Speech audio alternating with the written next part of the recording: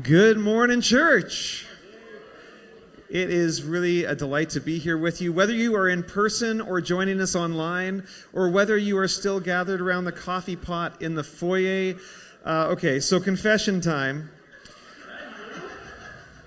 So, you will notice when you came in this morning, if you were a coffee drinker, that the coffee was not ready. There is one person specifically whose fault that is, and he is the one with the microphone right now.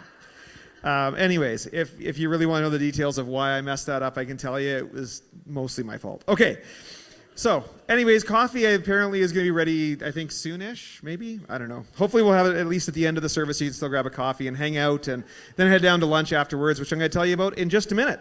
So I want to mention first, this weekend, Friday night and Saturday, we had an incredible time right here in the sanctuary for our Set Free retreat. And we had a number of people join us for that, which was terrific. And we saw God move in some amazing ways as people chose to open up their lives to each other, confess sin, forgive people who have hurt them in the past, and be filled in a fresh way with the Holy Spirit. It was an incredible, incredible weekend. And I'm hoping that over the next few weeks, we'll be able to unpack some stories with you and share some testimonies about that. But for this morning, I just want to say it was great. Thanks for those of you who are praying for that and those of you who participated in it. It was really, really neat to see God doing some really, really cool things. So that was Set Free. By the way, we came up with a new advertising method for our Set Free retreats. Because one of the things we found out from each person pretty much, or almost every person who participated, was that they really didn't want to come to the Set Free retreat. In fact, it was really hard to make it there. They were grumpy about coming, some of them. It was just this moment of really not wanting to be there. And when they showed up and leaned in, God did incredible things in their life. So if you don't feel at all like coming to a Set Free retreat, you should be coming to a Set Free retreat. That's our new advertising slogan for that. Okay, so a couple other things I want to mention this morning as we get going. First of all, actually, I wanted to welcome all of those of you who are new to our church. If you are new here this morning, I am Dave. I'm the lead pastor and chief coffee mess-upper.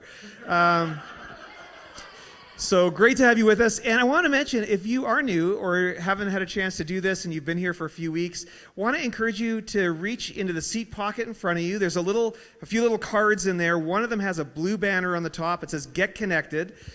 Take that card out, fill it out with your name and your email, and then give it to one of our hospitality team members. They're the ones at the back who have a lanyard with a yellow card at the bottom. You can do that after the service. They will trade that card that you give them for a welcome package. It's just a little folder. It has some information about our church. It has a couple little gifts in there for you so that you can go enjoy a Starbucks coffee sometime this week and a really nice pen that you get to use. But we just want to say welcome to you with that little gift.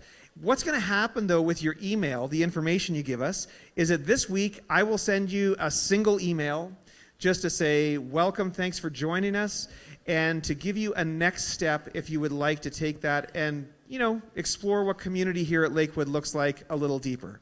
So be sure to fill that out, drop it off after the service to one of our hospitality team members, and I'll be in touch this week.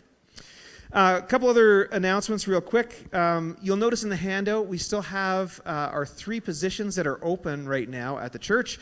One change on those is that we did get funding from the government for a summer student, which is great news.